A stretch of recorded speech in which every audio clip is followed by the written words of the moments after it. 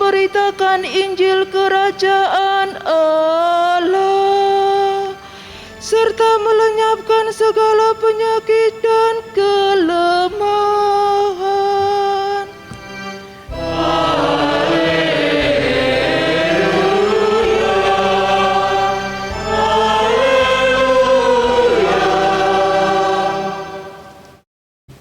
Tuhan bersamamu.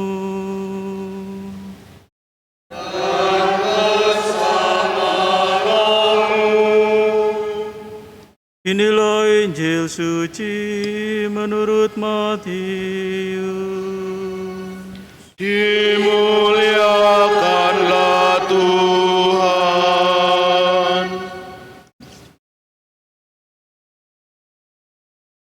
Ketika mendengar bahwa Yohanes Pembaptis telah ditangkap, Yesus menyingkir ke Galilea.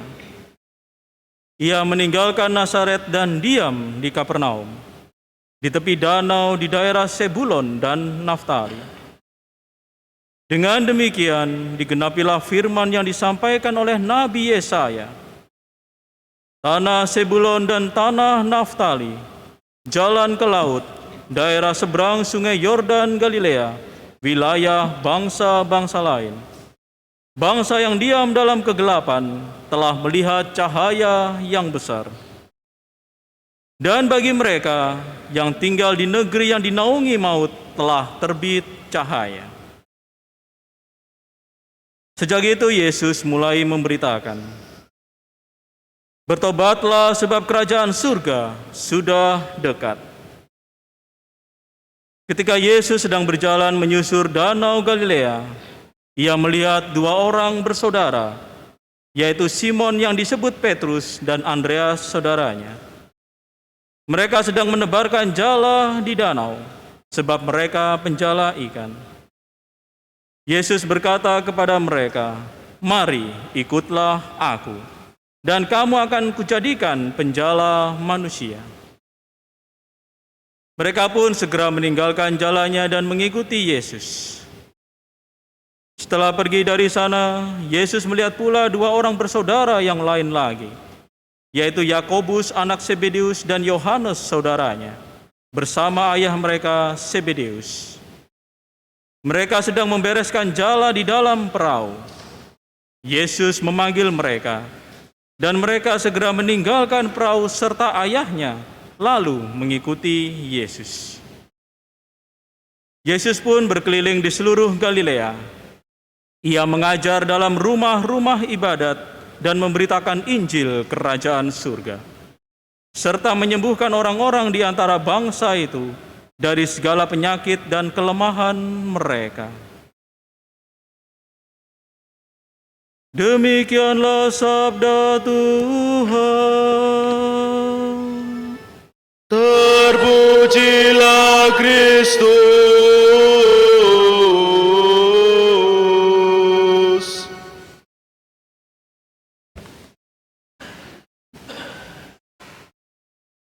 Saudara-saudari yang terkasih, kerap kali di dalam pengajaran-pengajaran, agar orang dapat memahami lebih mendalam, maka dipakailah sebuah cerita.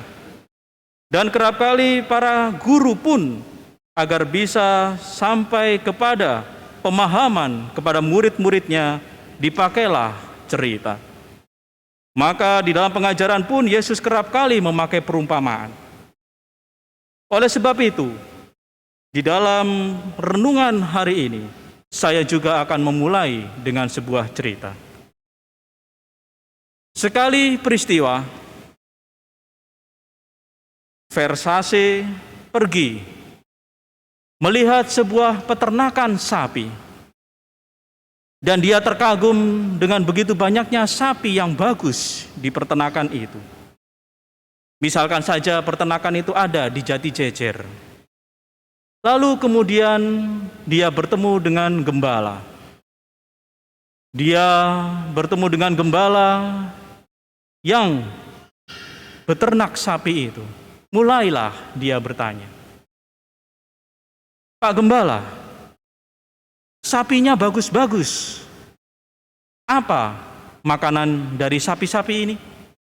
Si gembala itu menjawab, yang mana dulu? Yang hitam atau yang putih? Lalu Versace menanggapi, yang hitam. Oh, kalau yang hitam itu makannya rumput gajah. Oh. Terus kalau yang putih? Kalau yang putih makanannya adalah elephant grass. Oh. Loh, apa bedanya? Dalam pikirannya, satu rumput gajah, satu elephant grass. Mungkin sapi-sapi putih ini dari Inggris mungkin. Nah, tapi kan sama berarti rumput gajah, mengapa harus dibedakan? Lalu tanya kembali Versace kepada gembala itu. Berapa banyak rumput gajah yang mereka makan? Gembala itu kembali menjawab, yang mana dulu? Yang hitam atau yang putih? Versace menanggapi lagi, ya udah yang hitam dulu. Yang hitam ini makannya sebanyak 6 keranjang rumput gajah. Oh, begitu. Terus yang putih? Yang putih pagi 3 keranjang, sore 3 keranjang. Lah, sama aja. Nah, lalu kemudian ya udah bertanya lagi Versace itu kepada si gembala. Lalu sapi-sapi ini juga menghasilkan susu kelihatannya. Berapa banyak susu yang dihasilkan? Yang mana dulu? Yang hitam atau yang putih? Wah, Versace agak kesal. Ya udah, yang hitam dulu. Yang hitam menghasilkan susu 5 liter sehari. Oh, terus yang putih? Yang putih itu 5 botol 1 literan. Lah, sama aja berarti ya. Nah, lalu kemudian kalau sama aja ngapain harus dibeda-bedakan? Pak Gembala, oh tenang anak muda. Kalau yang hitam ini sapinya adalah punya saya. Oh, begitu. Nah, terus yang putih ya punya saya juga. Ternyata sama saja, baik yang hitam maupun yang putih. Nah, melalui cerita semacam ini, saudara-saudari yang terkasih, sesungguhnya yang membeda-bedakan itu adalah manusia itu sendiri. Tuhan sesungguhnya tidak pernah membeda-bedakan manusia. Dalam angan-angannya, dalam kerinduannya, bahwa semua manusia itu akan selamat dan berkumpul di dalam kerajaannya yang kudus. Tuhan tidak pernah membeda-bedakan manusia, sekalipun manusia itu beragam, baik warna kulitnya, bentuk rambutnya, ya, lalu wajahnya, sukunya, dan budayanya. Namun kerinduan Tuhan hanya satu, bahwa semua ciptaan itu, umat Allah, semuanya akan bersatu di dalam pelukannya dan mengalami keselamatan. Namun yang membeda-bedakan itu hanyalah manusia itu sendiri, sebab manusia itulah yang membedakan sesamanya berdasarkan identitas-identitasnya, merasa bahwa dirinya yang unggul, warna kulit lebih unggul mungkin, sukunya lebih unggul, dan macam-macam. Dan itulah yang terjadinya sebuah pembedaan-pembedaan yang ada. Lalu kemudian, sehingga terjadilah pula seperti yang di dalam bacaan kitab yang kedua tadi, di mana terjadi perpecahan. Ada golongan Apolos, ada golongan Paulus, ada golongan Kefas. Dan itu semua terjadi pembedaan karena dari diri manusia itu sendiri. Menafsirkan ajaran Kristus yang hanya satu demi keselamatan seluruh umat manusia. Namun oleh karena penafsiran yang berbeda, dan mengkultuskan tokoh yang mewartakan Injil, maka terjadilah perpecahan yang ada. Nah, saudara-saudari yang terkasih, sesungguhnya apa yang menjadi pesan dari inti ini? Kita diminta untuk menjadi pewarta Injil, pewarta keselamatan, di mana warta keselamatan itu mampu mencerahkan bahwa kita semua terarah kepada kebenaran, kebaikan, dan kasih Allah yang hanya satu dari Tuhan kita, Yesus Kristus. Nah, pewartaan Injil itu senantiasa bertujuan untuk mencerahkan kita semua. Dan pencerahan dari pewartaan Injil itu sifatnya adalah membawa kebahagiaan.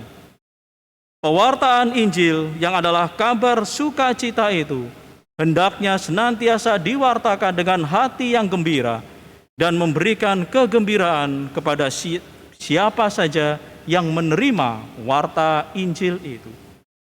Maka hendaknya di dalam pewartaan Injil itu berarti kita tidak memiliki keinginan untuk menjadi lebih hebat. Tujuan akhir dari warta Injil itu bahwa mereka para penerima Injil melekat kepada Injil dan mencintai Yesus Kristus yang kita wartakan, bukan akhirnya mencintai pewarta Injilnya. Nah, saudara-saudari yang terkasih, bagaimana agar senantiasa warta Injil itu kita bagikan kepada mereka semua agar mereka mengalami kebahagiaan? Tentunya itu berarti bahwa kabar sukacita itu senantiasa dibawakan dalam keadaan yang sungguh bersukacita dan memberikan kebahagiaan bagi penerimanya.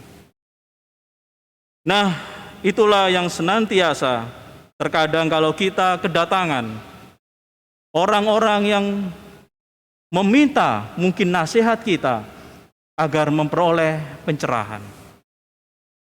Nah, sekali peristiwa seumpama ada seorang lansia datang kepada kita, misalkan saja datang kepada saya. Lalu kemudian dia bertanya, "Pastor, saya sudah hidup lama 70 tahun. Saya sudah mungkin begitu juga banyak dosa dan perbuatan yang saya miliki. Lalu kira-kira apakah saya nanti masuk surga atau masuk neraka?" Kita perlu memberi jawaban yang begitu menggembirakan. Kita tanya kepada ibu atau bapak lansia itu. Kita bertanya balik, "Bapak atau ibu, saat ini bapak atau ibu gigi yang dipunyai itu masih punya gigi atau tidak?" "Saya sudah tidak punya gigi, Pastor. Yang saya pakai ini adalah gigi palsu."